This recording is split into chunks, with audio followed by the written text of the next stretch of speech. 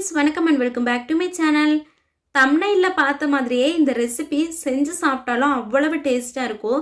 கண்டிப்பா ஒரு எக்ஸ்பெக்டேஷனோட தான் வந்திருப்பீங்க. இந்த ரெசிபியை 100% ட்ரை பண்ணலாம். இது செய்யறதுக்காக 2 பவுல் வந்து எடுத்துக்கிறேன்.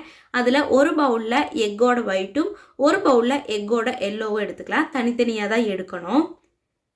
இதுல எக்கோட எல்லோவுல கொஞ்சமா ஏலக்காயோட அந்த சீட்ஸ் எல்லாம் நல்லா பொடி பண்ணி சேர்த்திக்கலாம்.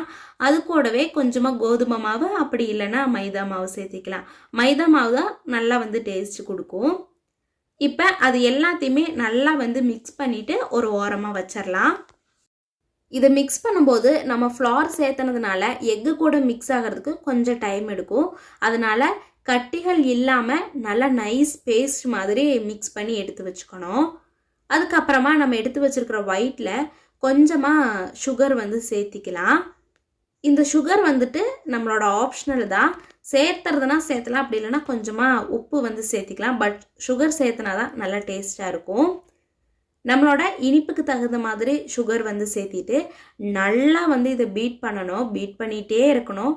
இந்த ஒயிட் கலர் வந்து ஃப்ராத் மாதிரி வரும். நல்லா வந்துட்டு ஸ்பாஞ்சு மாதிரி நமக்கு வந்து கிடைக்கும். அது வர பீட் பண்ணி எடுத்துக்கலாம். அப்படி இல்லைன்னா மிக்சியில் ரொம்ப நேரம் நம்ம கொஞ்சம் கொஞ்சமாக ஆயில் சேர்த்து பீட் பண்ணாலுமே இது மாதிரி ஒரு ஒயிட் கலர் கன்சிஸ்டன்சி கிடைக்கும். அதில் நம்ம எடுத்து வச்சுருக்கிற இந்த எல்லோவோட மிக்சரையும் சேர்த்திக்கலாம். சேர்த்திட்டு இது மிக்ஸ் ஆகிறதுக்கு கொஞ்சம் டைம் எடுக்கும். ஏன்னா இந்த ஒயிட் வந்துட்டு நல்லா ஸ்பாஞ்ச் மாதிரி இருக்கும். அதனால இது கூட மிக்ஸ் ஆகிறதுக்கு கொஞ்சம் டைம் ஆகும். நல்லா ரெண்டையும் மிக்ஸ் பண்ணதுக்கு அப்புறமா ஒரு தோசை தவாவில் கொஞ்சமாக ஆயில் வந்து அப்ளை பண்ணிவிட்டு இந்த பேன் கேக் மிக்சரை வந்து நம்ம இதில் சேர்த்திக்கலாம். சேர்த்தன உடனேயே நம்ம ஒரு லிட் போட்டு கவர் பண்ணிடலாம். ஒரு 5 மினிட்ஸுக்கு அப்புறமா நம்ம ஓப்பன் பண்ணனோம்னா இது அப்படியே ஸ்பாஞ்ச் மாதிரி மேலே வந்து நிற்கும். இதை அப்படியே நம்ம திருப்பி விட்டுட்டு இனி ஒரு 5 மினிட்ஸ் வந்து குக் பண்ணிக்கலாம். இப்போவுமே நம்ம மூடி போட்டு தான் குக் பண்ணணும். இது அப்படியே நம்ம எடுத்து சாப்பிடும்போது நல்ல ஸ்பாஞ்ச் மாதிரி இருக்கும்.